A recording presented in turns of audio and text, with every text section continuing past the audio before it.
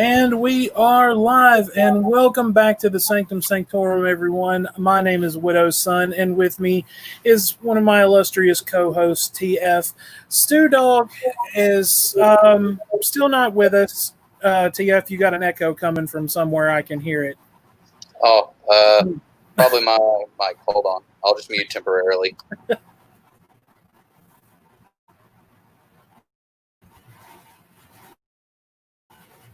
Give him just a moment to get that adjusted. Come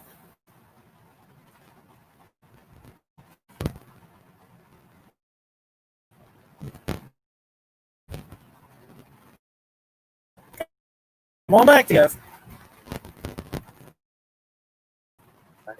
I'm back. There we go. All right, once again, sorry for that delay, everybody. Once again, welcome back to the Sanctum Sanctorum. I am Widow's Son. With me is my illustrious co-host, TF. And StooDogg is, once again, not with us today, but, you know, he's got a lot going on. Did a premiere of a new Jared Wars response video a few days ago. I actually had an opportunity to speak to him for just a few minutes in his live chat while that was premiering. And he's just had a bunch going on, and we wish him all the best here at the Sanctum Sanctorum, and he's always going to have his co-host space here when he's ready to come back. So StooDogg, whenever you listen to this, or if you just happen to tune in, we love you, brother. Come back to us as soon as you can, and you will always be welcome here. People will probably start sliding in here in just a few minutes since we just went live. And looks like Lady Abstract Butterfly just left us some messages earlier before we went live. And she is a wonderful lady who I speak to in my Discord, and hope all is well with her. So today is going to be an interesting one. And before we get into the details of the show, TF, how you doing, my brother? I'm good. Enjoying this beautiful Saturday that we have here. And we'll be going for a motorcycle ride a little bit later.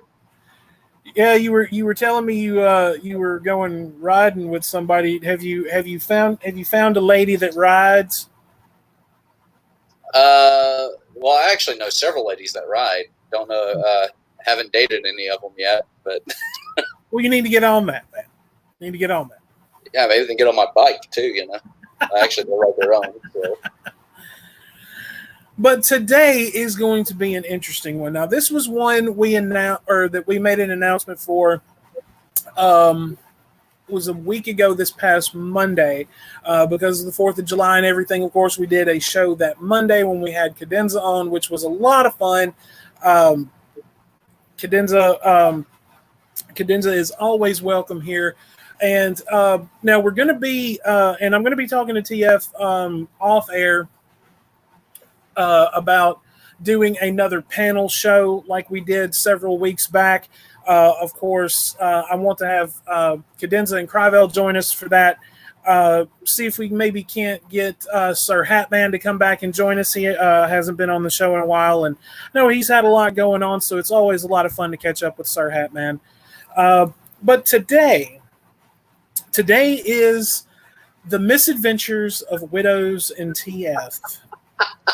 And this is a show this is a show and a subject that we've kind of been throwing back and forth a little bit, and I figured since StooDogg is taking some time to do what he needs to do and take care of himself, which we all need to do, I figured that this would be a good time for us to just kick back, talk about the life in our hometown back in Mississippi where we're from, and the crazy, not necessarily crazy things that we did, because there really wasn't a whole lot of crazy times other than the stuff that just happened to occur when we were in places. And I'm sure that there's going to be some stories that we have already told, but that's neither here nor there. But we haven't told them in this manner. That's very true. We've kind of given you like a small scenario-esque play-by-play of the situations, but this is going to be just kind of a full-blown thing. And we're also, and this is something that I was going to bring up with TF, because and we'll go ahead and we'll knock that out of the way before we get into our misadventures here. So I finally convinced you to sign up for the WWE Network. Yes, I am actually watching the '98 Royal Rumble right now. Dude, you were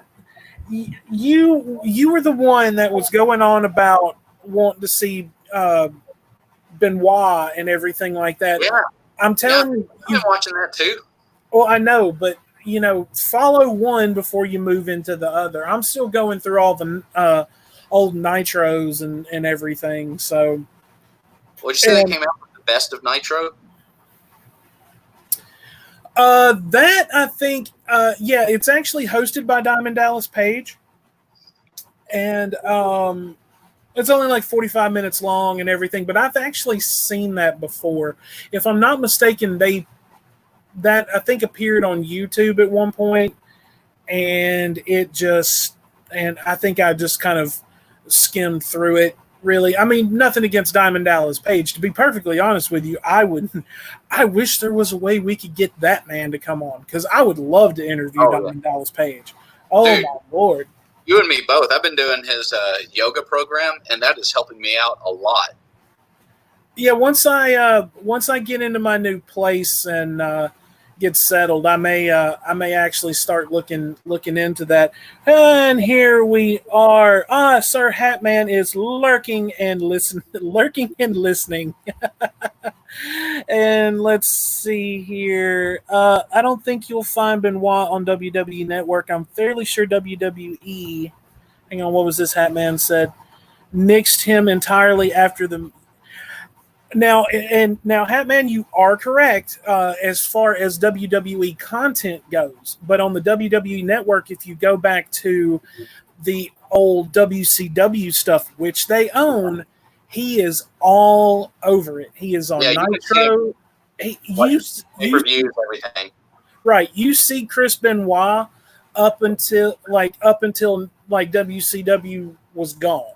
When WCW was gone and he had moved over to WWE, or he may have moved to WWE before WCW got bought out, but yeah, they did. He is all over WCW content on the WWE Network because they own that. They can't kick him from it because that they would lose like a massive part of their best content, in my opinion. Wanderer is here. Ball kicking time? Yes, it is. Why not? Why not, Wanderer? Go ahead and get your gold tip pointy boots ready so you can kick some balls.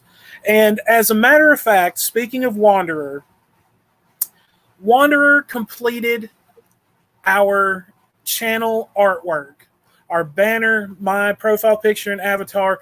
All of it is done. If you have not been to the channel and seen the incredible job that this guy has done for TF, StooDogg, and myself on the channel, please go and check it out. It looks absolutely amazing.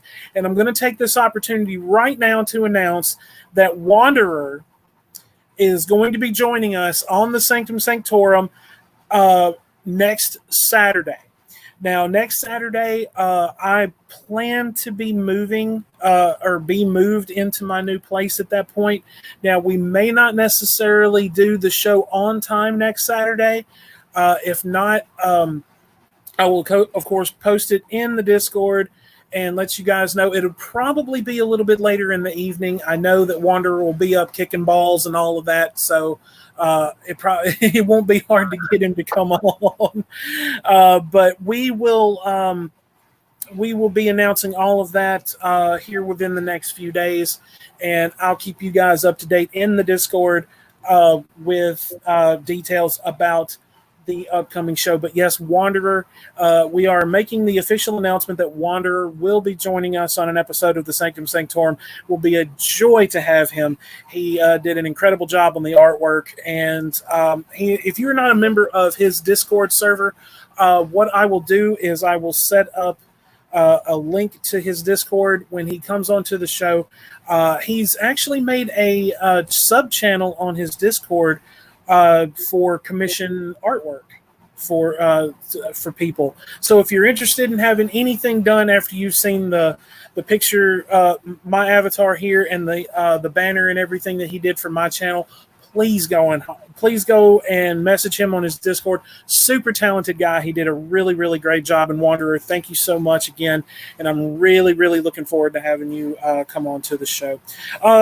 K-Dog is here. What's up? So right now, but going back to what I was saying to Sir Hatman, yes, just go to the, if you have the network app, or if you're going to sign up for the free month, just go to the in-ring section, click on WCW, and go and watch all of, like, the 90s WCW Nitros and the pay-per-views. Chris Benoit is all over that. So anyway, now this is what I want everyone to do. I want everyone to sit back, relax, kick your feet up. If you have a cold beverage, take you a sip of your beverage, light a cigarette, cigar, pipe, whatever you got, and prepare yourself for the misadventures of Widows and TF. So TF and I, we went to high school together. Of course, at that time, of very different mindsets as far as philosophically and all of that and politically go. Well, of course, which I'll let him kind of elaborate on himself here in just a moment.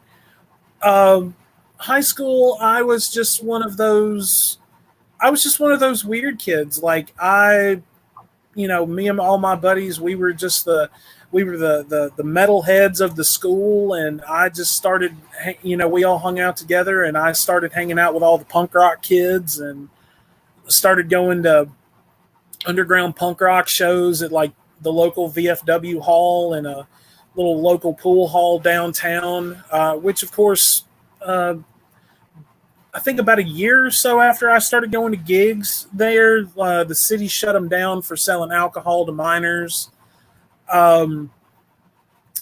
Wait, which place was that? Court Street. Ah, yeah. Because if you remember, where it's situated, it's just down from the old courthouse and just down the street from which would now be the old police station. Okay, yeah. So the ball kicking gang. So that's just kind of, and he and I had a few classes together, and we conversed here and there over the years. I remember, like, when I would have flyers for, like, some of the gigs going on, I'd always get a few and I'd hand them out to people I knew, and I usually would end up giving him one for some reason, but he would never show up. In my defense, I was in the Tupelo High School band, and most of my time in the evenings was taken up with that. Yeah, a band nerd who never got laid in high school. So, depending on your line of thought, that's either pretty typical or highly atypical.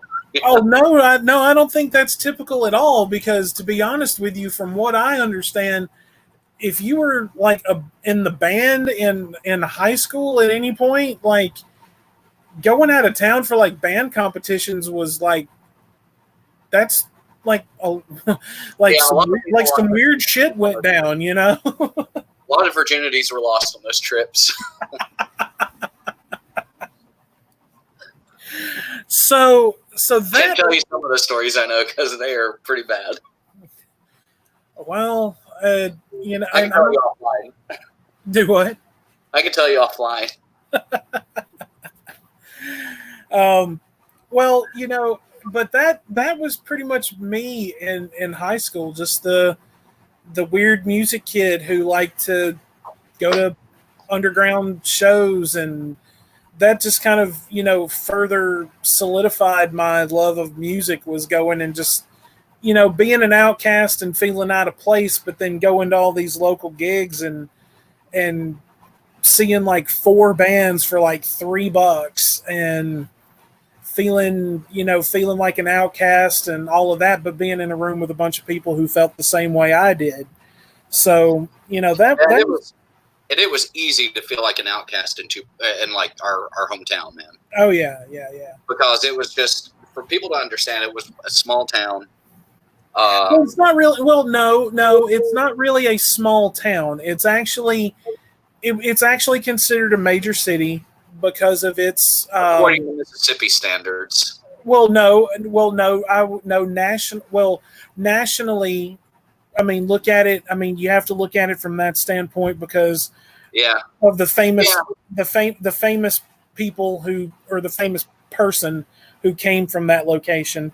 Yeah, well, it also too. You're right. It's got a sleeping population of about the size of a small medium sized town, but during the day, that population easily hits over 100,000. Oh yeah, definitely. And so, but now it would be considered a major city. Like as far as the area where it is in reference to the state of Mississippi, it's as far as like that area, like where I live now in Alabama, I'm 45 minutes away from our hometown, which my mother still lives there. And in reference to where I live and in reference to the smaller towns that surround it, that would be like the biggest major city. Now there are cities around that area that are a little bit bigger. They are not bigger, but probably of close to equal size, if not just a little smaller. But in reference to the location of where our hometown is, it's going to be the major city for that area. Yeah, you're right. Yeah, and it's you would have to go at least an hour and a half to get to the closest bigger city. Right. Well, from our hometown, Memphis is an hour away. Birmingham is 2 hours away. Jackson's 3. Yeah. The coast is probably about a 5 hour drive, depending on which way you go. Well, and with the shortage of highway state troopers, you could probably make it 4 hours. Once again, depending on which way you go and how fast you decide to drive. But that was me pretty much in high school. Just latchkey kind of loner kid who just found where he belonged in the underground scene over there. And after high school, well, I'll get into that in just a few minutes here, but I'll let TF kind of give you a rundown of who he was back in our high school days. Yeah, back in our high school days, as we already covered, I was a band geek. I played the saxophone. And awesome. I'm glad you're listening to Joy Division, Wanderer. That's awesome. Oh, yeah.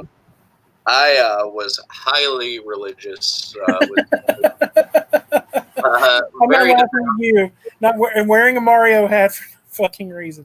Hey, there is never a bad time to wear a Mario hat. No, unless you hate Italians or something, then you shouldn't wear a Mario hat. But I was highly religious, very active in my church youth group. Got some really good friends out of that. Don't talk to any of them, or actually talk to a few, just maybe a couple today. There's about 2 or 3 I still talk to. And then, toned it down a lot when I got out of that environment and eventually converted to the Orthodox Church. And so now it's just like, I am much more relaxed. Widow can definitely tell you I am not the same as I was back in high school. That's for damn sure. Yeah, and I've changed a lot. But, you know, he and I, one of the things that made us such good friends is we both kind of felt like outcasts, because our hometown, it's kind of got – he's right. It's kind of like one of these things where it's got this nice sized town feel to it. At the same time, you feel like you're in a small town. So everybody, in a way, knows everybody else. And that has some good and bad things about it, because some of the good things are if your car is broken down, chances are somebody you know was going to pass by and help you out. The other side of that coin was, since you know everybody, chances are it could have been somebody who's going to like pull over to help you out, or is going to be somebody else who's going to drive by and laugh and then tell the whole school about it. And we had a lot of those. And so, in fact, a lot of people in our hometown thought they were bigger than they really were. And then they got to college and had a rude awakening, or they moved to bigger cities and suddenly it was like, you're just a number there. And that was kind of a culture shock for them. But for me and Widow, there was like no culture shock. When we left our hometown, it was just like, oh yeah, we're used to this. But yeah, he and I was listening to, like, Solid State Records had just started our senior year of high school, I think. Like, because there was this compilation they had put out, and Solid State was an offshoot of Tooth and Nail. And oh yeah, you're talking about a lot of those, like, Christian, quote unquote Christian, like, yeah, wannabe, like punk, like wannabe punk bands and shit. But it's real interesting though that was brought up, because in about 5 years after we left high school, a lot of those bands had a foothold in the hard rock and hardcore scene. Well, because they got better. Well, let me kind of touch on that just a little bit. Now the bands that I was going to see, of course, were not Christian by any means whatsoever. Yeah, that's kind of like all that I was almost allowed to listen to. Right. The bands that I was going to see were made up of guys that I had met in the scene, had become friends with, stay in touch with quite a few of them now, are still, over the years. As a matter of fact, I'm in the midst of trying to track down all those old demos from back in the day, if I can possibly find them, because I want to either upload them to my channel, or I want to create a separate channel just for those old punk demos and stuff like that, so I can basically keep them alive. But the bands that I would go and see at VFW and the pool hall and all of that, because see, it was a scene that unless you knew that the show was going on, you had no clue.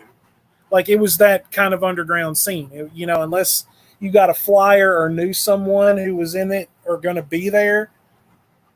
I mean, you would have no clue. Yeah. And eventually that did grow into a bigger scene with Good Time Charlies and stuff like that, Well, not really, because at that point, because the scene kind of, starting with the punk scene when I was in high school and was still kind of going a little bit when I was in college.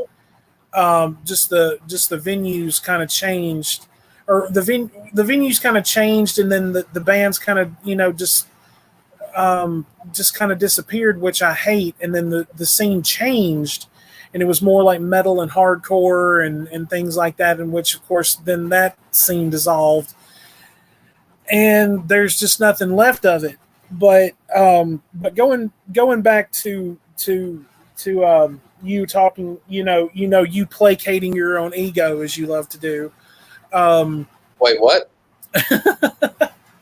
You talking about yourself in high school. Oh gosh, no, I really don't like talking about myself in high school, because if me now met the kid that was in high school, I'd probably punch him. Yeah, a lot of us feel that way about our high school days.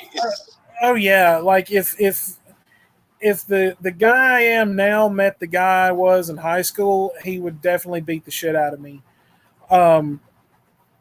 So fast forward a few years, and after high school, TF and I actually lost touch for a long time. Yeah, and then I don't even, to be honest with you, I don't even really remember the circumstances of actually how we really reconnected. I think it was Facebook, to be honest with you. It was either Facebook or us randomly running into each other at Starbucks. I think. Because that's where we started hanging out, like, a lot. Yeah, I think it may have been through Facebook, and then I just told you that, I went to Starbucks a lot, and just, because I didn't have Wi-Fi at home at the time, so I just, started going down there, and then he and I we reconnected, and, years had passed, and neither one of us were, really the same person that, we were back in high school. Yeah, in that prison that I call that high school. But yeah, we and then of course that was after college and everything like that. No, I think you were actually still going to state at that point. I was working there. Oh yeah, that's right. Which to this day I still don't know why you took a job working at that god awful cow college, but whatever. Okay, well, let me defend myself there. I am not loyal to a university. I am loyal to Green. They paid me money, therefore they had my loyalty while I was there. They don't have my loyalty now. Don't let him lie to you, people. Don't let him lie. Turd. Oh, wait, that's me. That's the turd. Yeah, that is you. So fast forward several years, and at this time, we were both back in our hometown, and oh yeah, wait, let me. Yeah, I think I was in grad school when we reconnected. Maybe it was like right at the end of my college or grad school. Then we reconnected, and then when I came back and started teaching at the college, that's when. Yeah. Anyway, sorry. No, you're fine. You're fine, brother. So just fast forward. There she is. I had a feeling that Miss Whiplash, aka Mistress Raz, would have popped in here early or sooner, but she told me that she would be here today, and of course she is welcome. I may send her a link. As a matter of fact, I may send her a link in just a little while. I want her to just kind of listen to a little bit about us, and then may bring her in and just let her ridicule the both of us. I don't know. You and I are almost gluttons for punishment sometimes. Well, especially you, but that's beside the point. Well, yeah, man, I do fight and stuff like that. So. Well, no, I think you're just a glutton for punishment when it comes to women in general. So. Oh yeah, my dating life is proof of that. Yeah. I mean, honestly, you just, you should just walk around with a ball gag in your mouth like all the time that just says glutton for punishment on it. Well, the problem with that is I drool a lot. Okay, then wear a bib. Oh gosh, now you're making me seem like gold dust. There you go. So anyway, let's see. We should have kind of laid down a format of stories that we were going to tell. I think this is mostly just going to be. I think this is just mostly just going to be like just random babbling about Well, we definitely should tell the Christian Grey story. That's the. I believe that no, we've told that story to some people, but like not. I don't think we actually told it on this. I mean, can one of the listeners remind us if we've told that story here? Because there have been a lot of incidences that we've heard, like a lot of stuff that we came across, like at Chili's, that we just overheard. Okay. So if anyone who's in the chat right now who has listened to the show quite a good bit, if you have if you've listened and you've heard us tell the story about the drunk women and the 50 Shades of Grey reference that one of them made when we were out at Chili's one night, just hit the number 7 in the chat and we'll go from there. But in the meantime, we'll go ahead and we'll start the story. So at the time, I was actually living at home with my mom. I was actually helping her out as much as possible with things. And hang on.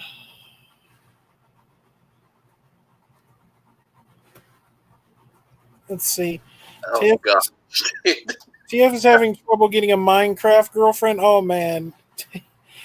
Take it the Christian Minecraft server ain't doing too well.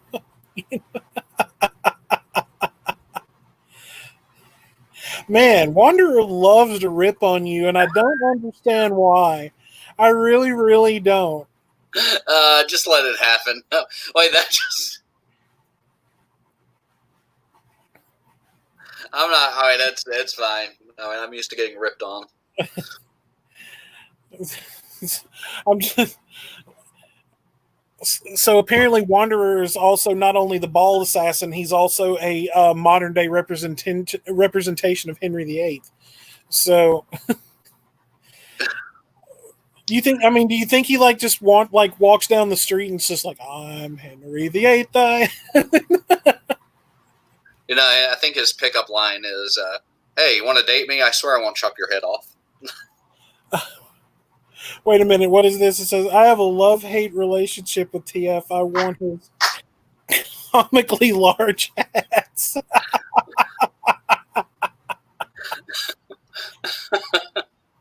I think you'll have to share one of your hats with Wanderer. You'll have to share one of your hats. Okay. All right. I will. One of your many comically large hats. So one night, TF hit me up and he was just like, "Hey man, let's go out for a drink." And I think was it a Saturday? It was a Friday. It was a Friday. I remember that. Okay, yeah. Okay, you're right.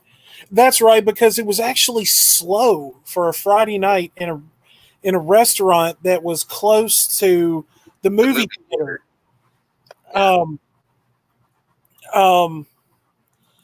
So we meet down at Chili's and we just grab a couple of seats at the bar. 2-for-1 beers and all of that. So we sit down, we order a little something to eat and some beer, and there are these 3 ladies sitting at the other side of the bar. Now, granted, a couple of them were fairly attractive. I'll give them that. But oh yeah, when you're in public and you're purposefully being obnoxious, as these ladies were, then you lose all.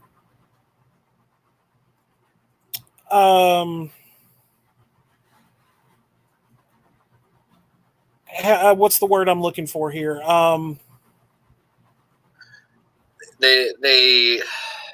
Kelly, To me, it seems like they lost. Did you really just say the word golly? Yeah, I did. I mean, who the hell are you, Beaver Cleaver? I guess so. It's like, gee whiz, Wally, why did you do that? Let's see. Well, I don't want to say credibility because there's nothing there for those women to have credibility, right? I mean, because it's not like they're... Okay, how about attractiveness? Yes, attractiveness. Because, okay. Yeah, they weren't exactly, doing anything that relied on statistics or facts. So, right. Their attractiveness did, go out the window with this, yeah. So we're sitting on one side of the bar, they're sitting on the other, and we're basically we're talking and minding our own business. And 50 Shades of Grey had just come out in theater. Was it opening weekend or was it the weekend after? Yeah, it was one of those 2 weekends. It was still early in its run. Yeah, basically to where every cougar. Well, no. Basically, where every guy that was in a relationship at that point was getting mercilessly drugged to this movie person against his will. I don't know. I got some. There are a lot of guys I know who were quote unquote dragged against their will to that movie, but they were like, you know what? It put her in the mood, and I got lucky that night, so I'm taking her to a second screening. Okay, right. Okay, I get that, but honestly, if you have to go and watch a garbage movie just to get your girl in the mood and you can't do that on your own, then buddy, you've seriously got some problems. Especially if you're going to see a movie based on one of the most blasphemous pieces of I don't even want to call it literature, but one of the most blasphemous things that ever came out in written form. I mean, it basically was just a dumbing another, fad book of bullshit.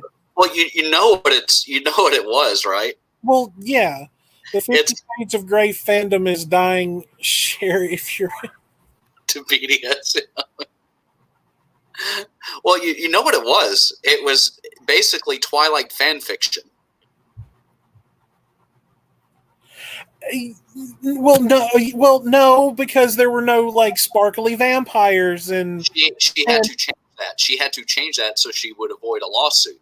But she initially wrote it as Twilight fan fiction, and then changed the characters. Which makes it even worse because I mean, Jesus Christ, Twilight and 50 Shades of Grey,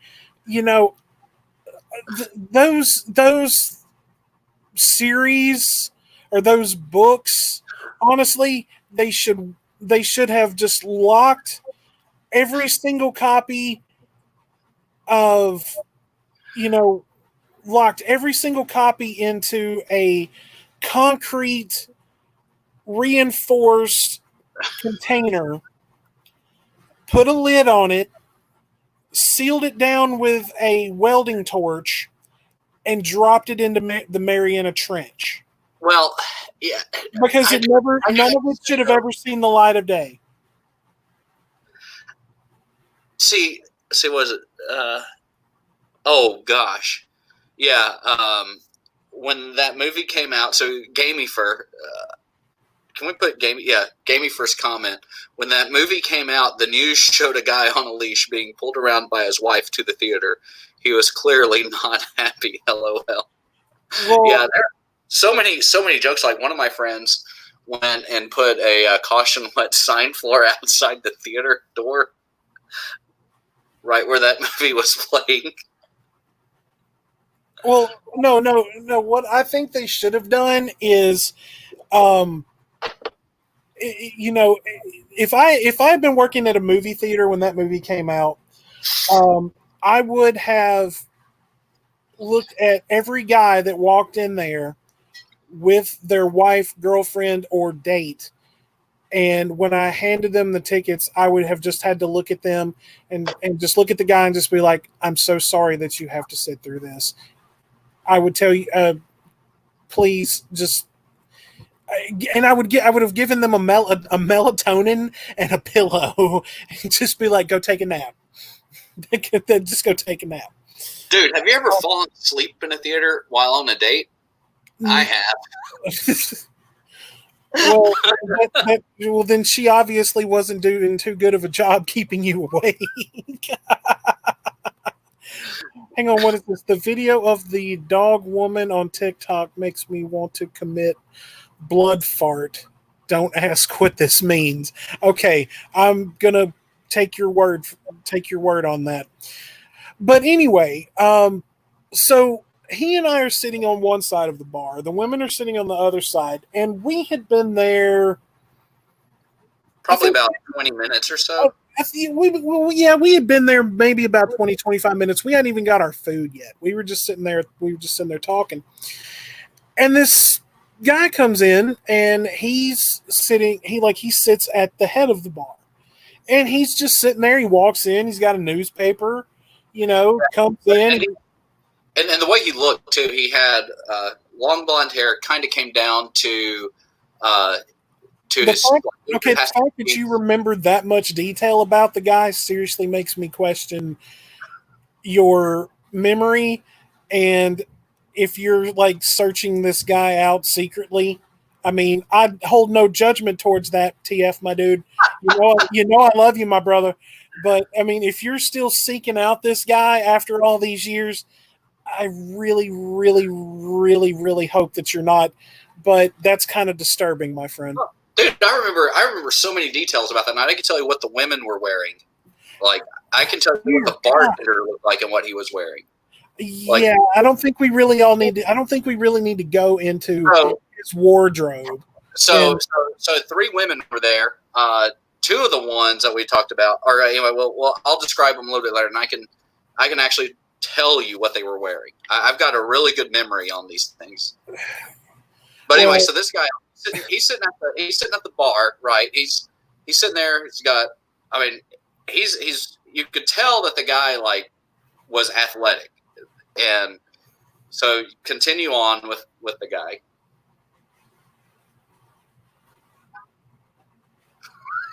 TF is a supercomputer.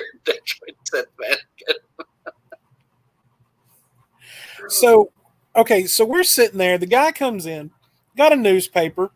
He looks over in our direction, and he just, and being from the South, if you see somebody out in public that you don't know, you always just kind of, give them that, that nod, like, hey, how's it going?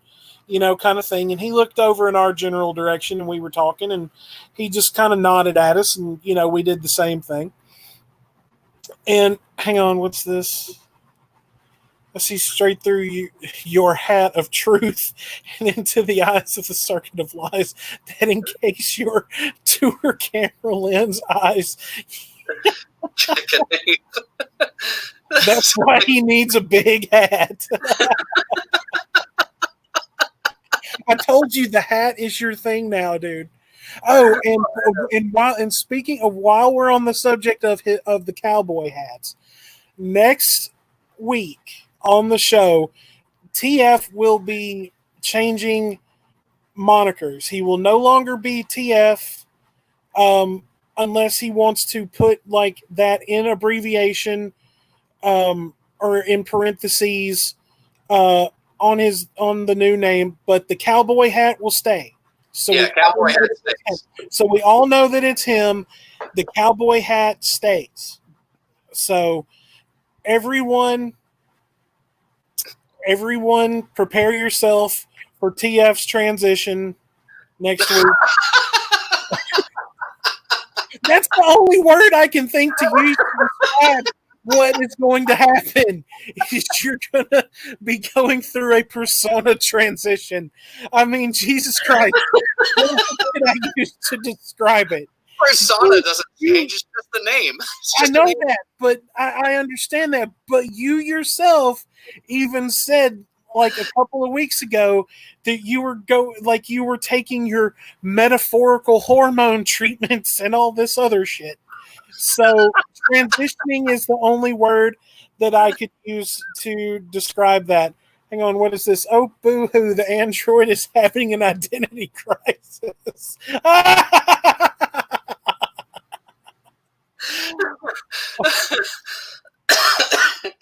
Oh man. I love our audience. They are so yeah. great.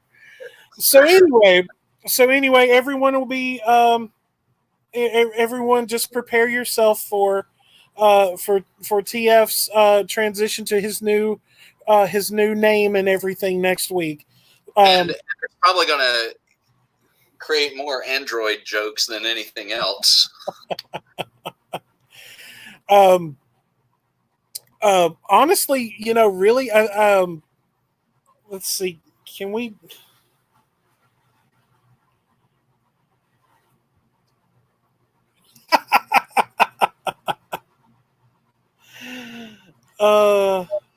New persona. Apparently, they think that you're going to be becoming a furry or something, man. I mean, not. Hey, I have no issues, with that. I've actually made some friends who are into the furry things. So, but hey, whatever floats your proverbial boat, man. And Violent J's own daughter or son is a furry. Oh yeah, I remember. I read. I was reading a story about that actually, not too long ago. Can they still tell? Can they tell us now how magnets work? Oh my god! All right, so going back to the guy at the bar. Okay, so he acknowledges us and he sits down and he orders a drink and he's sitting there, he's reading the newspaper. Well, we had ordered a couple of appetizers or whatever. We were just sitting there, we were eating, drinking beer, and we could still the women that we were mentioning earlier were just being obnoxiously loud for no reason. They had the right to remain silent, but had definitely lost all ability to do so. Yes.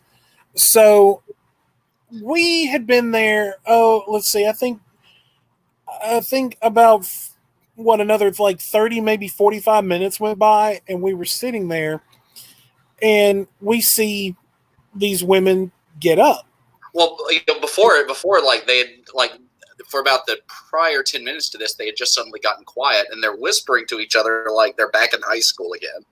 Right. And it wasn't hard to watch these women out of your peripheral vision, because I mean, they're basically just, right there. They were right in front of us. I mean, if you went to go eat your food, they were there. Yeah.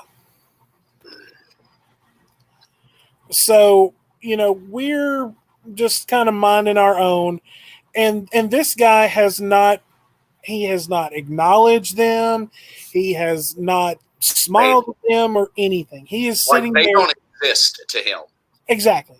He is literally just sitting there having a drink. He ordered some food and he was sitting there reading his newspaper. And TF and I were talking and halfway watching. I think there was a football or a basketball game on or something. We were halfway kind of watching that too. Yeah. So probably another 30 to 45 minutes went by, and I think we're in our second round of 2-for-1 beers. And I actually knew the bartender that was working that night. She and I were pretty good friends, and she was cashing these women out, they were paying for their drinks. And I'll let TF take the story from there.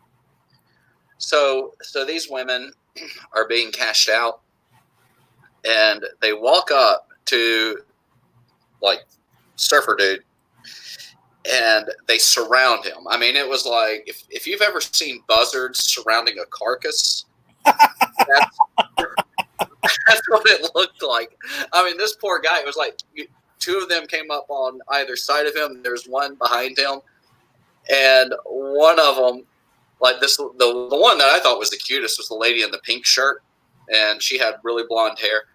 And they just approached him, and I think a couple of them still had wedding rings on. The other one had just been divorced. Oh yeah, I remember that. One of them had just been divorced, and they had mentioned that at the bar. And so when they surround this poor guy, one of them, the lady in the pink's like, "Hey," and she talked like this. She was like, "Hey, has anyone ever told you look like Christian Grey?" And Widow and I and the bartender just all stopped doing what we're doing, and we're like, we couldn't stop staring at this. We're just like, right. And I remember like we heard that, and the bartender heard that, and I remember like we just stopped, like because like food halfway through our mouths, right? Like halfway. Like you were sitting there, and I'm sitting there, and we were just like both of us just kind of almost at the same time just went like trying not to laugh. Like we were literally sitting like on a knife's edge, like just waiting for the other shoe to drop. And like I'm sitting there, and we are just staring forward, and the bartender's just kind of standing there, and she's looking at us like, is this happening? Right. And we just didn't move. And I'll let you keep going with it, but like we are like literally just sitting there just waiting for the other shoe to drop at this point. Yeah, and so the guy is just calm, it's almost like this happens to him all the time. And he goes, "Yeah, I get told that all the time." And they go, "Okay," and they're all smiling at him, and they invite him to go see the movie with them. And they no. They were going to a party. Oh yeah. No. You're right. They had just finished watching 50 Shades of Grey, came to the bar, and then they were going to a party. They invite him to a party, and he goes, "No, thank you, ladies. I'm about to go meet up with some friends or something." He said something to deflect them, and then when they walked out, we're all just like.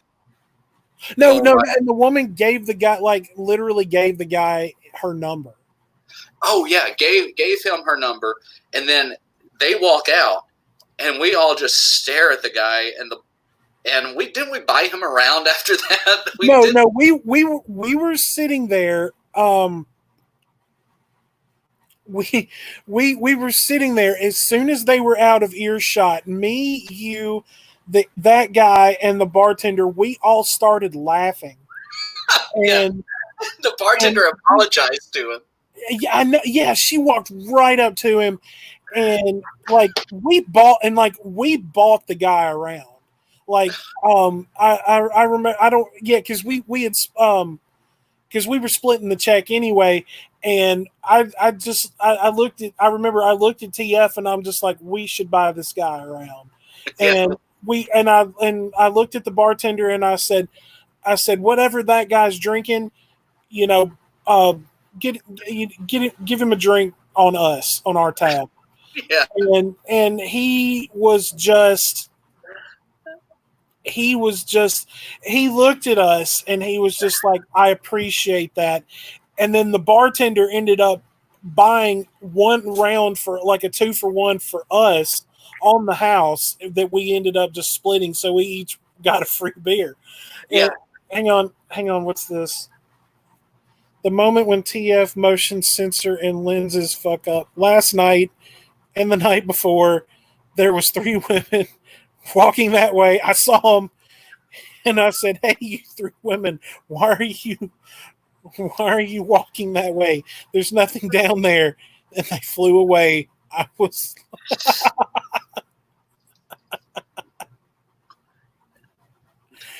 oh yeah, and so like, what we asked the guy, we were like, "Dude, we just like looked down, we're like, dude, what happened?" And he was like, "Oh, that happens all the time." So apparently, like, since the novel came out and especially the movie, this guy got approached by so many groups of cougars, like, going after him like that. Because these women were, like, in their late 40s easily. And here we are in our 20s. And, yeah, so they were definitely cougars.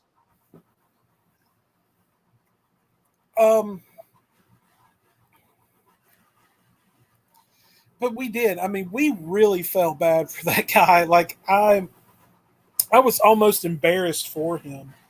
Oh, yeah, man, because, because we looked at him and, like, we both were like, good call not going to the party. And he was like, yeah, there was no way I was going. And then one of us said, that's one of those parties you wake up in a tub of ice and both of your kidneys are missing. Yeah, I have a feeling that guy would have woken up in a situation that he probably wouldn't have been able to get himself out of. Yeah. Well, and then I can't even remember what we did after that. Like, I think did we go see a movie or go, like, hang out somewhere? I mean, it was just, I remember, like, that event just stood out so much in my mind. I've forgotten everything that happened right after that. Oh Lord, kidney gone. Oh God, I don't remember. Yeah. Oh, and then there was that one time we went to Buffalo Wild Wings on a Sunday afternoon and cleared the place out. Oh God. Oh God, that is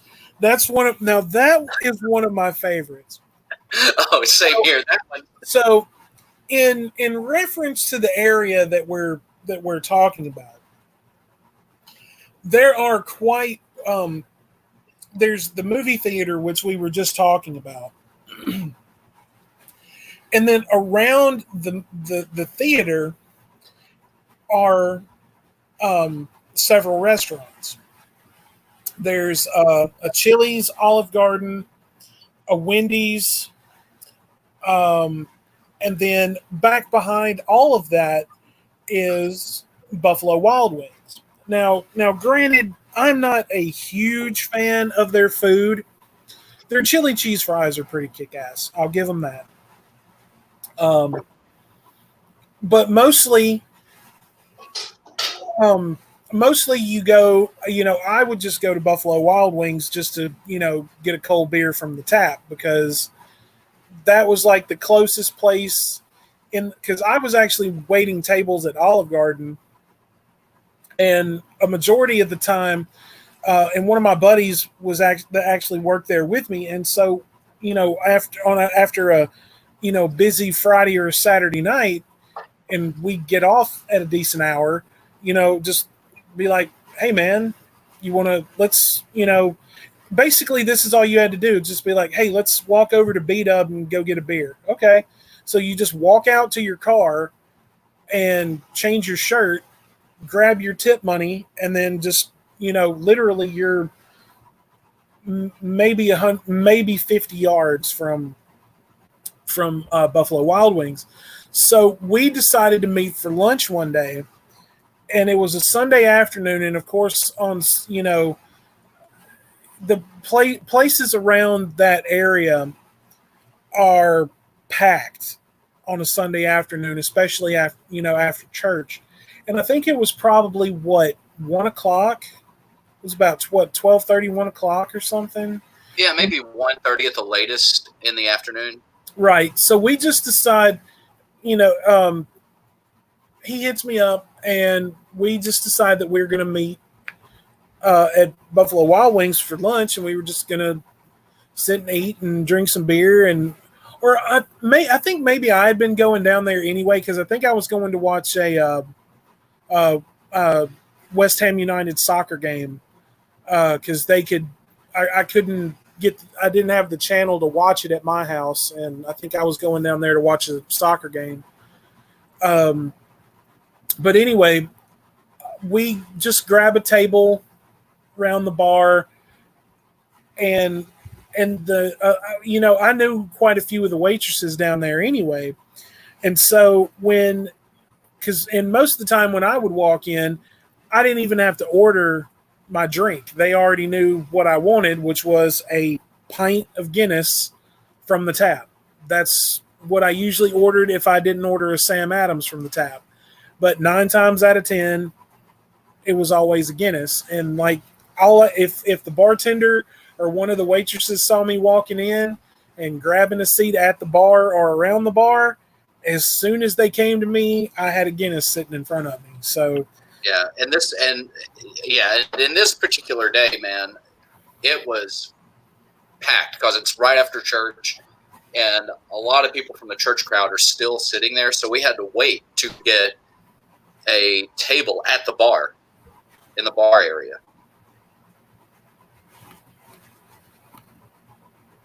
Yeah. But so no, we didn't. It was the dining room, because if you were going to sit in the dining room, you had to wait. But if you were just going to go and sit around the bar, you could just walk in and grab a table. You're right. We got some immediately in the bar area.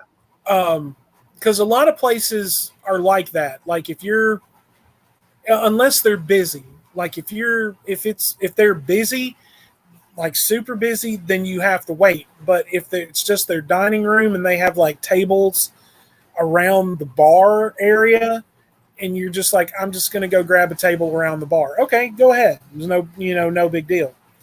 So we go and grab a table around the bar, and they have one of those digital jukeboxes that's connected to the internet. And granted, this thing at one point, like if you go in there now, I'm sure like there's nothing, if it even still exists. But there was just like, you could go in and there would be, depending on when it was updated, you could go in there and pretty much play damn near anything you wanted. So we go and we grab a table and we order some drinks, we order some food, and we both reach into our pockets and we pull out, I think like $3 or $4 a piece. And I'm like, man, let's go play some tunes, man. And so we go over and we are looking for just anything metal, fun, and that other people would find obnoxious, and just to kind of piss them off. So we're playing like Metallica. I think we had found some Pantera at one point. Alice Cooper. Yeah, no, it was Alice in Chains. Yeah, Alice in Chains. Well, we did play Alice Cooper at some point. No, I don't remember Cooper. I know there was like some old Green Day in there somewhere. Yeah, you put Typo Negative on at one point, because I remember you singing along with "I Don't Want to Be Me." Oh yeah, because that's the only fucking song that they had. I mean, and that's a great song by Typo, but still, I mean, Typo had fucking masterpiece records. Oh, and, yeah. I mean, let's take October Rust for example. It's what me and my brother Danny, that one particular record, October Rust, Typo Negative, that's baby making music. That's what that is. You wanna set the mood just right. Yeah. So put on October Rust. Yeah. Yeah, and we were sitting we're just playing this music, and the bartender, or not the bartender, but our waitress that day actually became one of my good friends after that, because she was such a cool waitress. And the other waitresses later on turned out like they all fell in love with us this day, because they all, in their section, they had the whole church crowd that was sitting there, and they weren't moving. They weren't paying their bills. They weren't, and they knew they were going to get crappy tips that day. And which is, odd for church it's odd for people who believe in, whose beliefs are to be that generous as they're supposed to be, are so stingy with their tips, especially when waiters, waitresses, and bartenders live off of tips. Right, because I mean, a lot of them just assume that servers and bartenders and all of that, they make minimum wage. They don't. No. Let me drive that home, and I'm sure a lot of people already know this, especially if you have waited tables, been a bartender, anything like that. You do not get paid minimum wage. You only get paid $2.13 an hour as far as actual pay goes. If you get a paycheck at all, depending on how much tips you make. And you can make a killing on tips if you work hard enough. And Lord knows I'm a good example of that, because when I was waiting tables at Olive Garden, I would clean house. I would literally clean house. But church people are seriously some of the most stingy people when it comes to tipping. Now, not all of them. Not all of them. I waited on quite a few that would leave me an $8 tip or a $10 tip. I think I got a $20 tip off of one evening or one afternoon or something like that. But yes, that is seriously a group of people that is they're stingy. They'll go in. They're the kind of and especially in the area where TF and I are from, they like to go out to eat after church, take up especially if it's like a big party, take up as many tables as they can, and they will literally sit there for 2 hours or more. Just talking. And they don't tip any. If they tip, they don't tip any extra, and if they don't tip, they're awful. Right, and you can't just go up to them and just be like, sorry guys, we've got a long wait, we need this table. You can't do that, which would make it a lot easier if you could, because then you could turn tables faster, but they're not going to do that. So we go and we pump this jukebox with at least a good $7 or $8. And each song, I think, was like 50 cents a piece. And we just go and we find just the heaviest shit that we could on this thing, because one thing that I noticed is not long after that, they removed a lot of the heavy metal and stuff from that particular jukebox. But we played just the heaviest stuff that we could find. And the longer that this continued, we noticed that the dining room and the bar area started clearing out and tables were turning. Oh, yeah. And the bar... it's like 2 songs in, we basically started clearing the whole place out. And by the 3rd and 4th song, almost all the tables in the dining room were empty. Well, no, they weren't empty. It's just they were they were still turning the dining room, but they didn't have a wait list anymore. And the bar area kind of thinned out a lot. And people, we would notice, people were just kind of staring at us because we were just sitting there laughing and enjoying our beers and the music that we were playing. And and the waitresses were the ones who pointed it out to us. They were like, they came up to us, they're like, whoever played this music, and they knew, they could look at us and tell we were the ones who selected the music, and they said, Were you the ones who started playing this music? We're like, yeah. They go, thank you so much. Our tables are finally clearing out. And we got free beers out of it. We ended up getting, the bartender and a couple of the waitresses, they bought us around.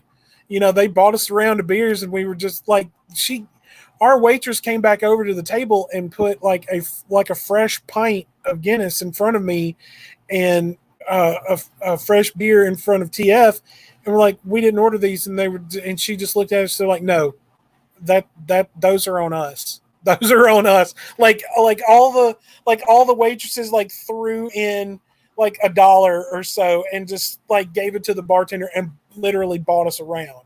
Yeah. So, yeah. And it wasn't the small beers either. It was the I mean Guinness only comes in pints anyway. At least. Oh, dude, they gave me I didn't get a Guinness. I got like I think a Sam Adams or something.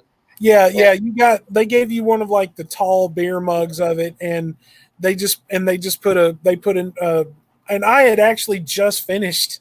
I think it was like my second one, and then like she just sits, like pint glass down in front of me, and I'm just like, but I didn't order another one. Like, oh no, these are on us. Like, holy shit. So, metal will get you free beer when you clear out church people from a Buffalo Wild Wings. Yes, that was the thing that we learned. Oh God. Or okay. So right now, holy crap, we've already been going for like an hour and 15 minutes. Every time we do this show, it's just, I know the old saying, time flies when you're having fun. I mean, Jesus, and where honestly, where does the time go? But when we're doing this, real quick, we'll just, we'll take a quick break from story time. Hang on, what is this? Let's see. Should have got some free drink umbrellas. There you go, TF. The next time you go to a bar, see if they'll give you a beer with an umbrella in it. I know some places here who would do that. You should totally don't go to a place just like one night, like go out, go out with like some friends or whatever, and go to a place you don't know and just order a beer with an umbrella in it and see what they do.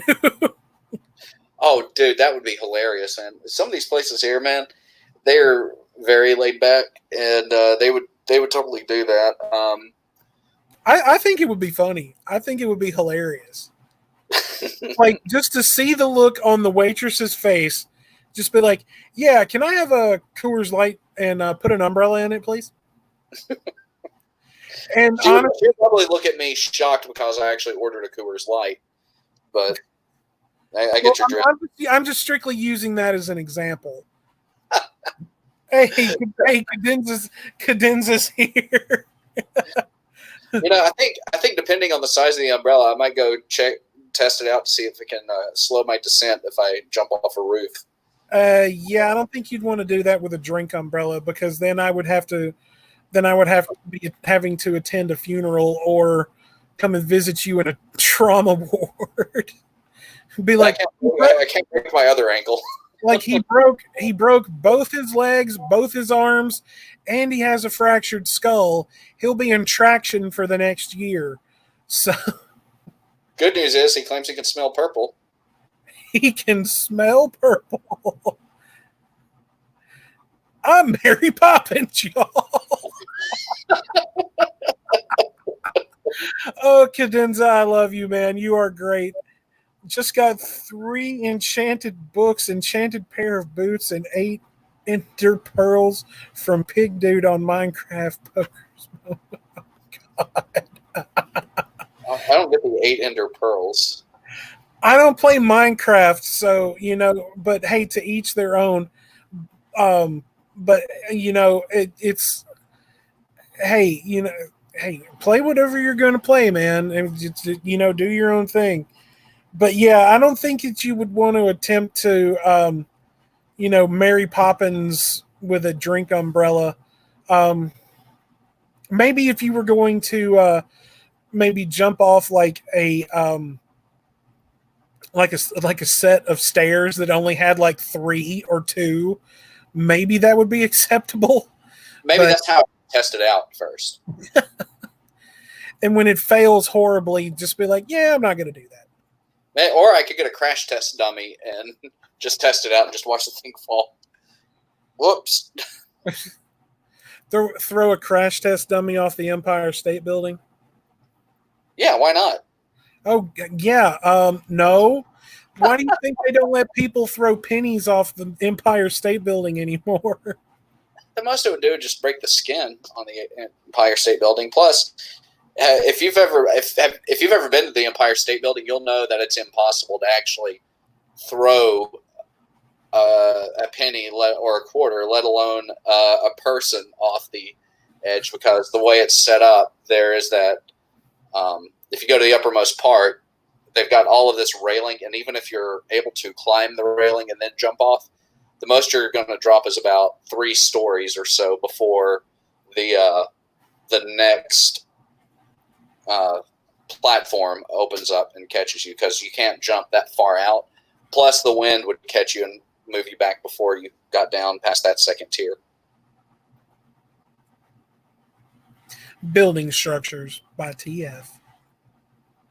Yeah, what was really funny is they told us to not throw any change off the edge. And they were like, no, it won't kill anybody. Physics says it's not possible, but it could hurt someone, so don't throw any coins off the edge. And this one guy on the trip was walking up going, hey, can I borrow a quarter while we're at the top of the Empire State Building? And we're just like, no, dude. Oh, yeah, they have nets there. Yeah, so you can't – there's like no way anyone's going to plummet to their death from the Empire State Building. And Cadenza, I love the Sherlock Holmes alien. That's fucking awesome, dude. Do you think it was the aliens who put COVID here just to test and see what would happen, and maybe that's why they're all like dressed like Sherlock Holmes now, going? Cadenza, are you responsible for Corona? Is your race of people are they responsible for all of this?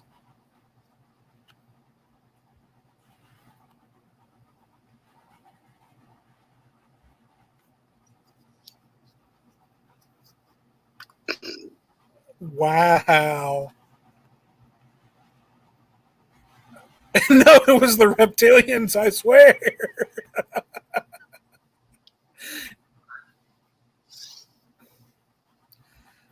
Cadenza is doing a year-long social experiment, causing a worldwide pandemic gone wrong.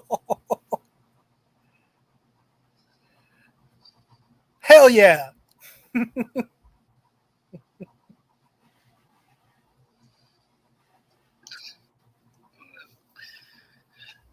Happening is happening.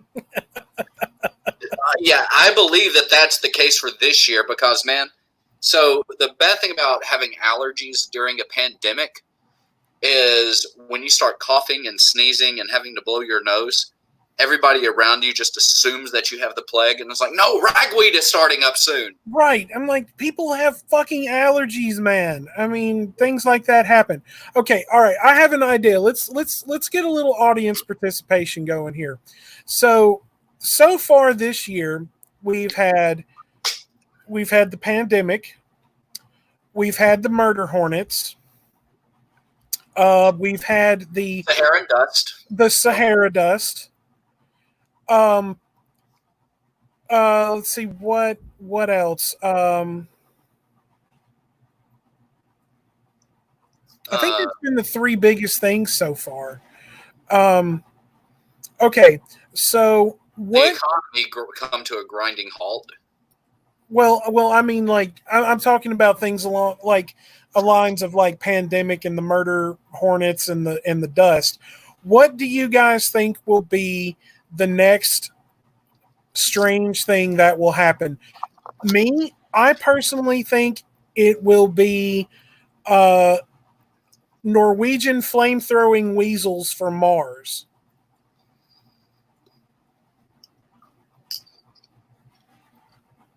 Norwegian flamethrowing weasels from Mars. TF, what about you? The point of this is to come up with the most absurd thing you can think of.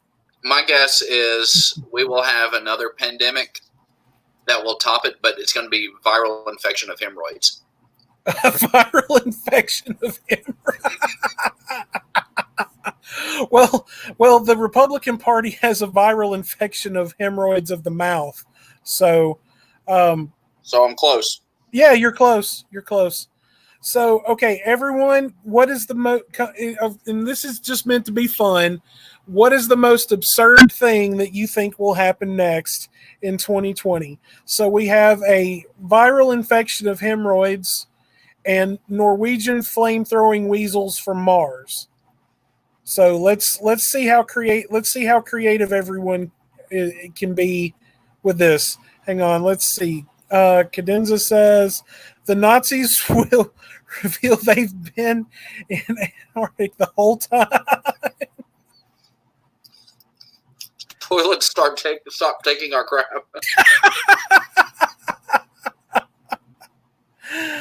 Oh, that's a good one, Gamey Fur.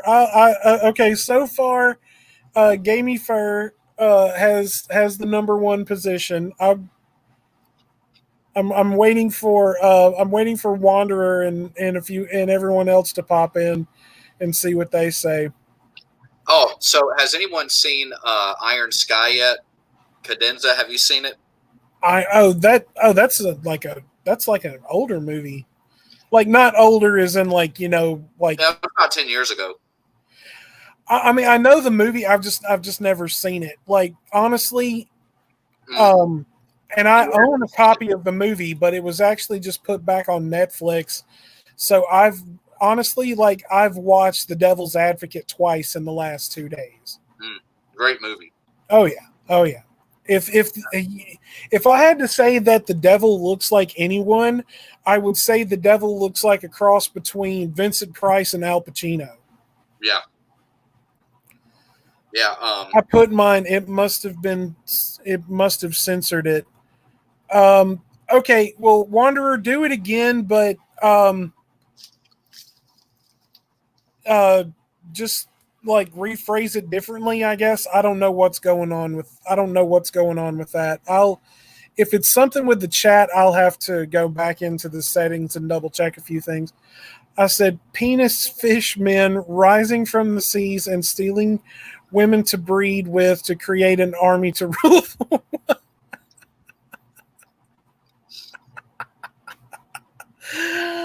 Oh, penis fish men. Okay. So we have an infection of hormones, Norwegian flamethrowing weasels from Mars, toilets won't take our crap anymore, the Nazis will reveal they've been in Antarctica the whole time, and penis fishmen to breed women to rule to create a race to rule the world. This is kind of reminding me of some of the stuff that 4chan did. Yeah. Were those polls online that news sites will do, and there was one. They said Ronald McDonald. About enough. But what they did was there was an option where you could fill in the blank, and people were putting in stuff like one of them was what should they name the school, and the new elementary school name was I think the winner was Schoolie McSchoolface. Ronald McDonald will have about McFucking.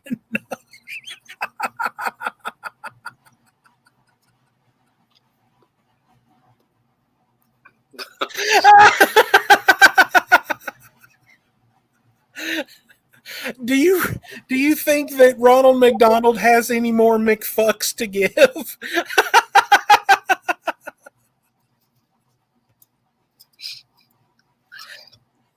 I seriously, I want that shirt now.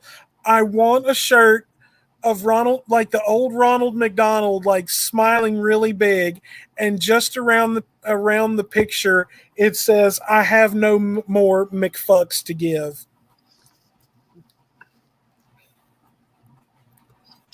But Wario will die in a car crash. But for that Ronald McDonald shirt, you have to have him like ripped like Arnold Schwarzenegger. No. Like he's just smiling and waving like he would do in like the commercials or like the still pictures of him that they would take back in the day. Like no, he's not ripped. He's not like got like shirt on or anything like that. It's just that old school Ronald McDonald, and he's just waving, and he's got that really goofy smile on his face, and it says no McFucks left to give. So one thing I'm really puzzled about with Ronald McDonald, so you've got like at least one entire generation that is largely terrified of clowns because Stephen King's It. How has Ronald McDonald survived that? I think McDonald's will finally fix their ice cream machine.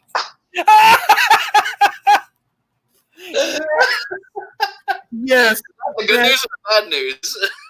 No. I think that's good because see that's one thing I don't understand. They sell ice cream, they sell McFlurries and milkshakes and shit, but their ice cream machine is always broken. There has to be like some type of interdimensional part just to get it to work, and it's like it teleports itself at will to different locations. And so maybe they're finally going to harness the power of this interdimensional part for their ice cream machine, so it can make them all function at the same time.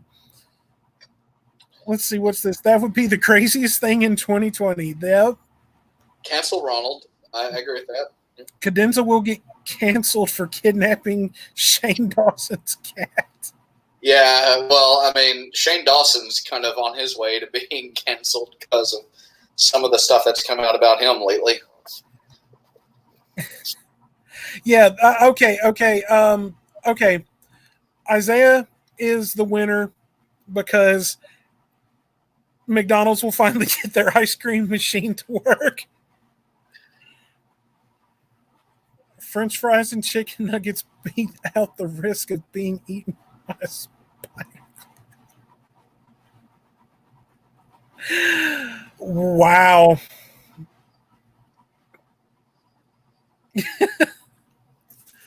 Okay, Isaiah, you're the winner. You are the winner. Mom, I won.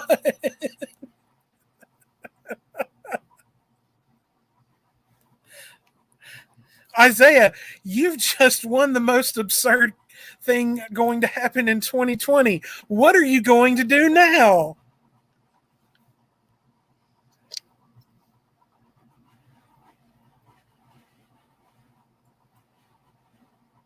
I was hoping he would just pop right immediately back in the chat and say, I'm going to Disney World, social distancing.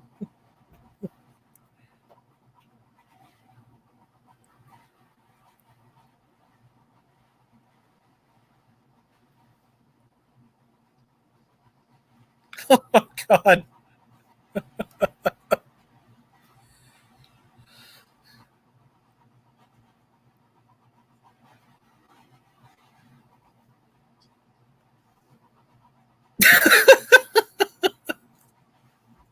My dad finally comes home with the milk.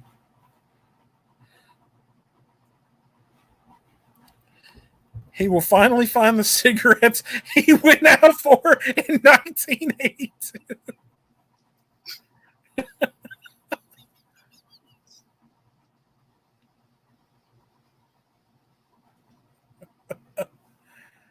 TF, you got quiet on us. Let's see. Huh? No. What are you doing? I'm doing. I just received a weird email. Sorry. Weird email. Look, this is no time to read your email about about paying for your Pornhub subscription, okay?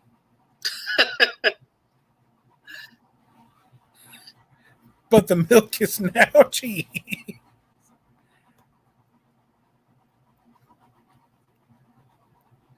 maze bank heist. Yeah, this yeah, but don't be reading your emails about updating your Pornhub subscription, okay? Okay.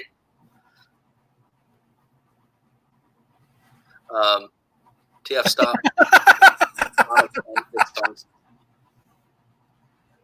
Apparently you're reading Sonic fan fiction on stream.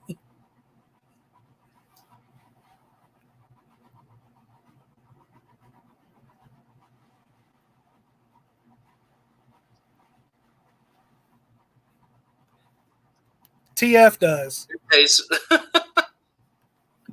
TF does. He has specific tastes. So, and sometimes you can't find what you're looking for free, so he pays for it.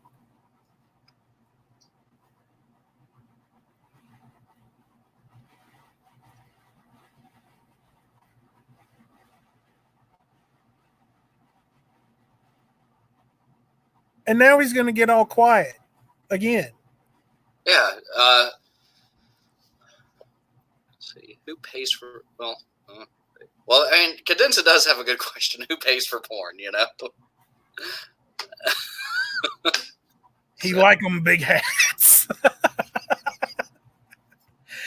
he's really into that. Don't share that.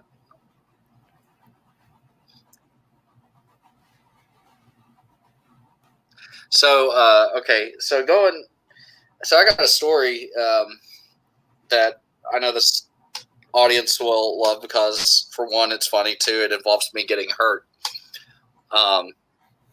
So you remember my good friend whose initials are TT? Yeah. Well, he used to take karate with me, and this guy's like 6'3", and we were sparring. And I went to go. He was a lower rank than I am, and I went to go kick him, and he kicked at the same time, and kicked me right in the nuts. And I had forgotten to put my cup on, so as I am falling to the ground and folding in on myself, I yell out, "My balls!" like that, and it basically stopped the entire class. We had a black belt who was sparring someone. His eyes just got big and he stopped. We had a purple belt who was sparring, and he just kind of stopped and looked over at me, and this like yellow belt or orange belt just kicked him right in the stomach. And then we had this like sweet, innocent 20-something-year-old woman in there, and she just kind of started laughing and looked back at me, and my senseis are just there. They have lost it.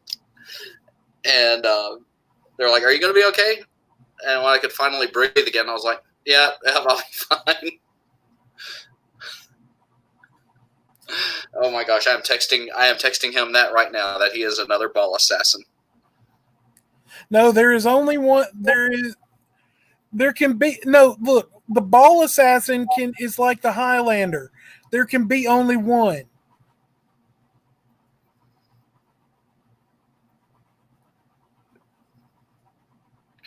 And see, and there was another time in karate I was sparring someone. I was sparring a higher belt, and I was like really getting some good kicks in, getting some good punches in, and then I tripped over my own foot and broke my toe.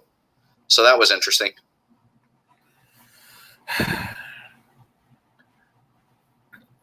Wanderer is a man of many names.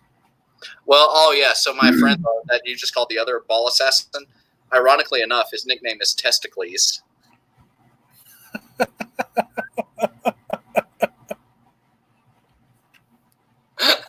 So the way that we gave him that nickname was the way he earned it. We had kind of been jokingly calling him that before, but the way he earned that nickname was we were at our college, and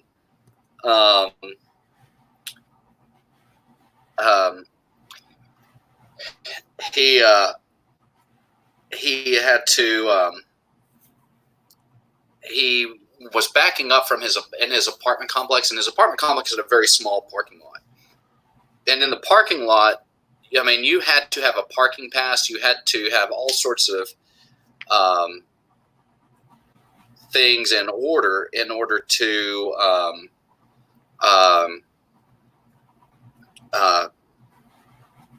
to be able to park there. And if you didn't have a parking pass, you couldn't park. And so people would still park in there, and then they would park illegally on top of that, outside the line. So my friend's backing up and backs into this guy's car. Well, being the good citizen that he is, he leaves a note that says, "Hey, man, I'm sorry I backed into your car. Here's my phone number." And, left it there on the dude's window. Well, he gets a call from the guy, and the guy was like, "Hey, and it turned out he was an exchange student from Turkey." And so Thomas was like, "Okay, yeah, let's go get an estimate done." Well, the guy came back with an estimate. Keep in mind, it's for a small dent. That's all it was for. And the guy came back with an estimate that was like $1,800 and included things like brake rotors, windshield wiper blades, and all sorts of stuff. And his insurance company, my friend's insurance company looked at it and they went, "What? No, this is not right." And then they said, "We're not going to honor this." And so my friend, of course not. It was a dent on a bumper. It's not like he busted a back windshield and shit. Yeah. And so they said, "No, this is not legit." And then they also too did research. So then the guy went and had another estimate done. The first estimate was $1,700. Second estimate came back $1,400. Same stuff needed to be fixed on it. And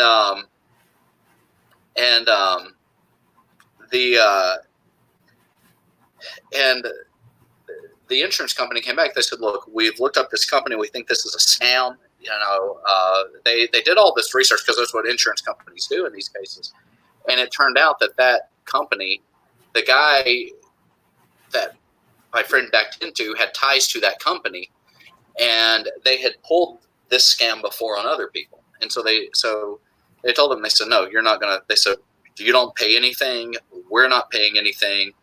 And he told him that. Well, in October of that year, we were both in the library, and I had to do some work, print some stuff out on the computer, and they stopped him in the hallway. And they're like, "Hey, man, when are you going to pay me my money?" And it was him and a couple of his friends. And my friend said, "I don't know you jack squat." He said, "You were at fault. I was at fault. And it shouldn't be more than $600. You should pay half and I should pay half." And he said, "No, this is a scam that's running. I'm not going to pay you anything." Well, then they wanted to attack him right there in the library. And he said, "Do you really want to do that with all these witnesses here?" And these guys are like my height or shorter, and I'm 5'8". My friend is 6'3" and can obviously handle himself. And it looks like we just lost Widow. Well, then, let's see. Should we wait for Widow to show back up?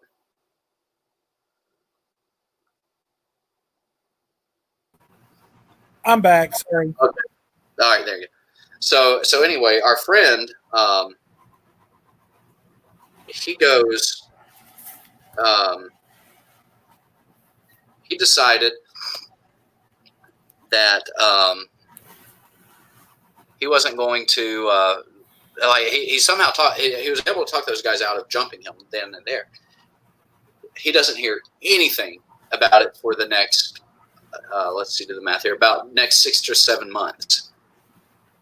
Dude has just, so one day in April, dude has just seen his advisor, gotten his schedule all made out, and as he's walking back, they surround him again. And the dude's like, "Wait, when are you going to pay me my money back?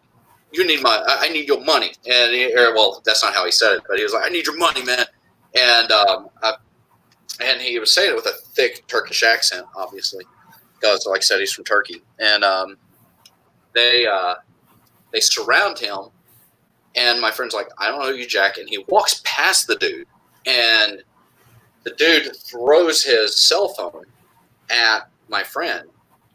And my friend turns around and is like, "What in the world?" And so keeps on walking. The next thing, this exchange student just comes up and punches my friend in the back of the head. Friend turns around. He said it felt like a tap. He was like, "Was that a hit?" And turned around, and the guy punched him in the mouth. And so my friend, he was also a yellow belt in Tang Sudo at this point. So my friend's like, okay, so he just does a side kick right into the dude's stomach.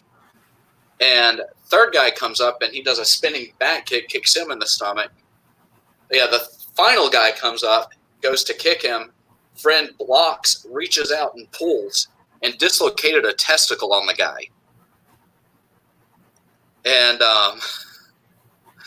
And so that's how he earned the nickname Testicles for that. And the best part about all of this is after that happened, the Turkish guys take their friend back to class, take him in class after he's like puked, had a dislocated testicle and everything, and take him back into class. And he's sitting there in class in pain, obviously, and sweating, just completely drenched in sweat. And he went, of course, my friend went and told one of our professors that we were all close with.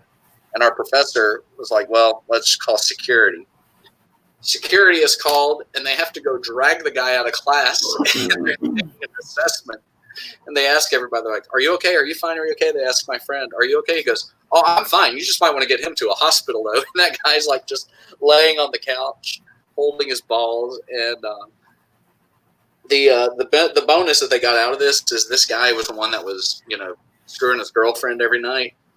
And so you could hear them. You could hear the bed hitting the wall. You could hear their sounds. And he said for at least a couple of months, they got pure peace and quiet out of that room. Well, okay, so Isaiah is saying that that's harsh. I was like, 3 guys attack one. All fairness goes out the window. I mean, really, if you're going to try to attack someone, and you've got 3 guys to 1, all bets are off. You deserve what's coming your way. Whether it's a broken leg, dislocated testicle, crushed windpipe, you kind of deserve whatever that guy does because, 3 guys, just one fight, like one-on-one fighting, if anybody has studied fighting and the science of fighting, just one hit sometimes can be enough to kill someone. I mean, that happens a lot. You hit somebody with a sucker punch, person falls down, hits their head on concrete, they have a brain hemorrhage and die.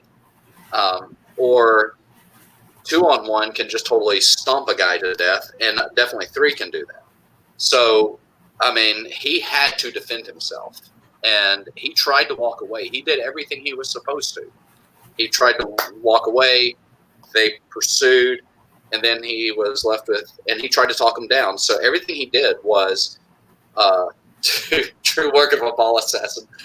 That was his way of defending himself. And so after that, the big running joke amongst all of the friends at college, and I think even later on, when we started hanging out again, Widow was, if someone tried to pull a fast one on him, he was like, You know what I've done, right? Do you really want to do this? Oh, and the best part about all of this is when word got out to his girlfriend, obviously. Word got out to his girlfriend. Word got back to people at Ole Miss because we had friends there. And it even got back to some of the fraternities on our campus, and they were all, like, in tears laughing about it. And because they were like, yeah, you got jumped. And the girls were kind of like, can you tell me what you did and how to do this? Because this would be very useful information. And the pastor of his church, at church the next day, told the entire congregation what he did. And, like, it got to that degree of people laughing about it. Oh, I was just, hang on a second.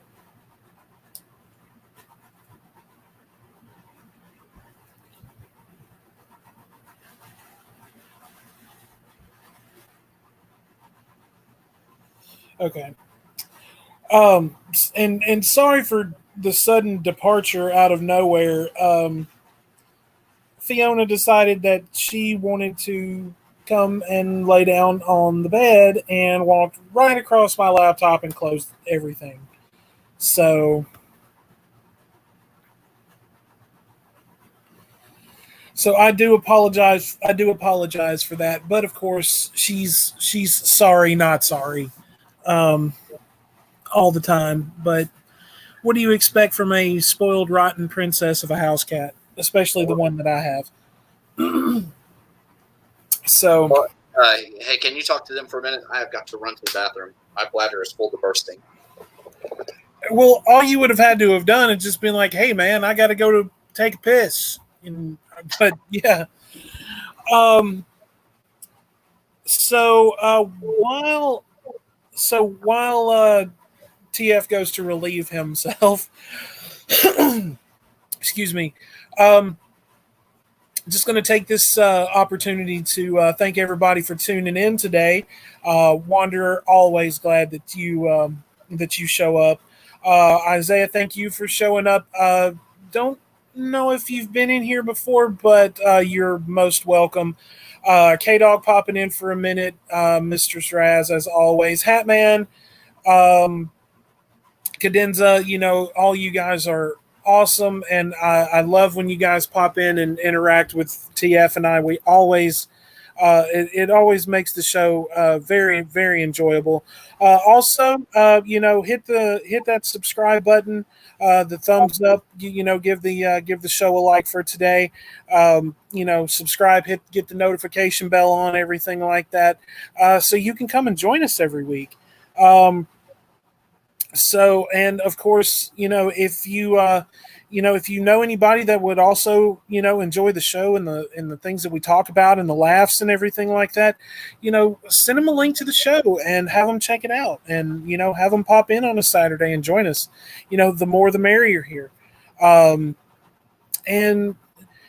I'm so, and I know I say this all the time, and it's like I told I popped into Kryvel's stream a couple of days ago. I always just take the time to thank everybody, because this is a great experience for me, and I love doing it, and I love interacting with everybody, in Discord and once a week. And let's see, hang on. See, I was here one other time for a second, but didn't talk. This was a lot of fun. Oh, you're more than welcome to come back. And apparently, TF's eyeballs are no longer floating from his incredibly black. Had a brain fart. From his bladder excavation, or whatever you want to call it, or whatever. But yeah, this is something that that TF and I look forward to every week. And it's like I said at the beginning of the show, we miss having StooDogg on with us, and hopefully he'll come back soon. I know he's got a lot going on right now, and TF and I, StooDogg, once again, if you watch this or if you're listening right now, we got nothing but mad love for you, my brother, and we want you to come back as soon as possible. Give me just a second here.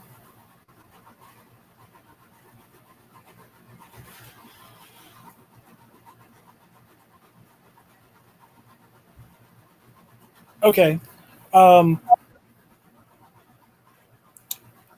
And today has definitely been fun. I mean, it's kind of like like everybody just kind of got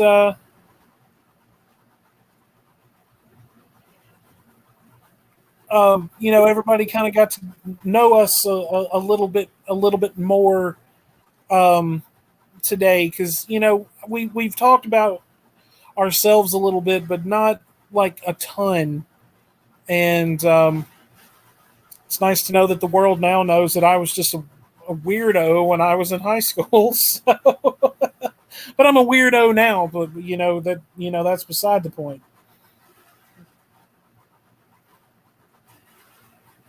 TF, did you come back? Yeah, I'm still here.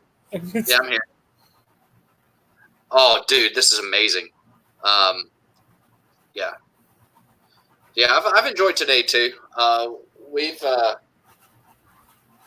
definitely had fun sharing stories and getting teased. At least one of us getting teased.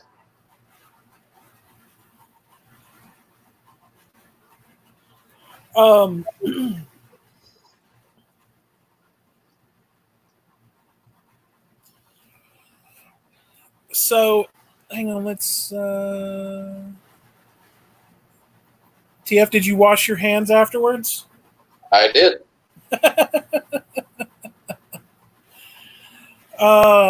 But yeah, this, and I know that you guys have got to really get tired of me, thanking you guys all the time. But nope, they're like, keep bringing it. But nope, it can keep coming. What do you? I'm confused. They're like, no, you can keep coming with the thanks. Well, it's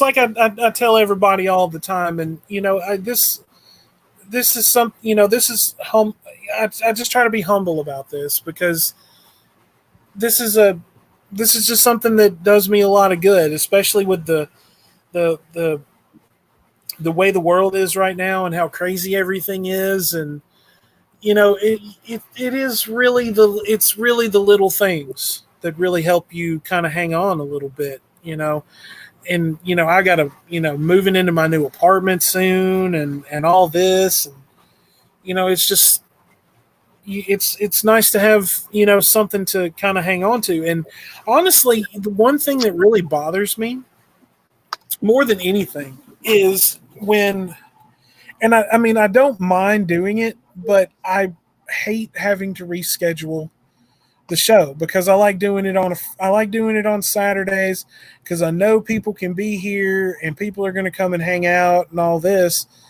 I hate having to reschedule it, because it's like it throws a proverbial wrench into the plans of the show, if you will.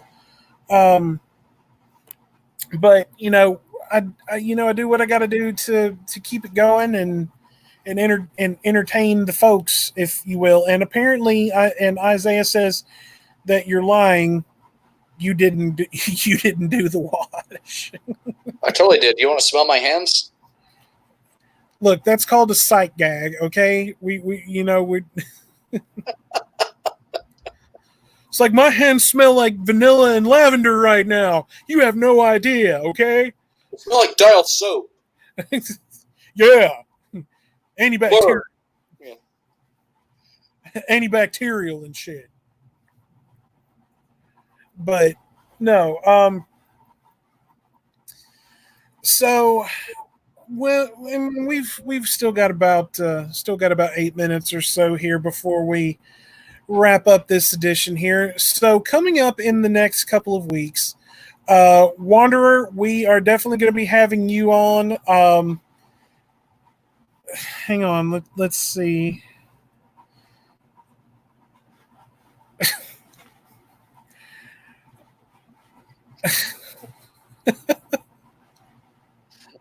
My ex-girlfriend did.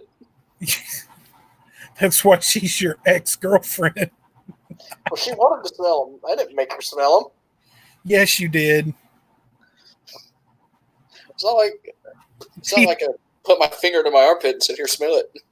TF has hats for hands. Hat gand? I think that's supposed to be hat hand. Hat gand. Hat gand! He's TF, the hat gand. But no, Wanderer, we are going to have you on next week for our show, and we're certainly looking forward to that. Now, if for any reason, like I said, hopefully I will be settled into my new place by then and have everything set up and ready to go to do the show. It might be a little bit later in the evening because I will be doing all my moving like that morning. And if it runs a little bit longer, we may go ahead and just try to shoot for an evening show, maybe maybe about 4 instead of 2 on Saturday, which would be 2 p.m. or 4 p.m. Central, 5 p.m. Eastern, and 10 p.m. UK time for Wanderer. But we will certainly be making that work and getting everything set up for that. And I will be we'll be setting up another panel show coming up probably in 2 weeks. I'm going to reach out to Kryvel and Cadenza and let them know about it, because I definitely want to have them come on. I will reach out to Sir Hatman, have Sir Hatman come on and join us. And I'll probably be looking at having my buddy Aaron Maloney, who came, the former drummer from This of the Apocalypse, come back on probably within the next few weeks. His band called It's All Good are getting to play live a little bit here and there. So just, I know he's got his plate full and everything at the moment. So, but we're gonna have some good shows coming up in the next couple of weeks. Trying to branch out, get some more guests lined up and everything. So if you're not in the Discord, we will, I'll certainly try to get some invites sent out and everything like that. Of course, not everyone. I don't send the invite out to just anyone, because my server, much like the show, it's a place to have fun. It's a place to just come and get away from all of the craziness that you see on YouTube these days. If they'll let a weird guy like TF on YouTube to do a show with me, what does that say about the rest of the world? So. Well, you hurt me. Do what? No, nothing. What'd you say? So you hurt me. You're such a liar. You have no feelings. Yeah, I guess not. You're one of the most cold-hearted sons of bitches that I know. Well, I am an ENTP. EMTP? ENT, yeah. If you know anybody who does the Myers-Briggs type indicator, which I don't put a lot of stock in, but ENTPs that stands for extroverted, intuitive thinking, perceiving type. And one of the a good example of an ENTP apparently is the Joker.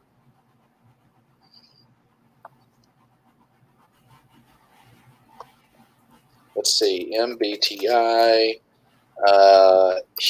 comic hero, ENTP.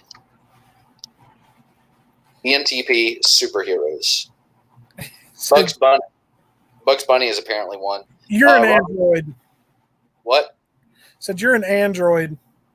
Probably. The hat holds his tears. Good hiding place.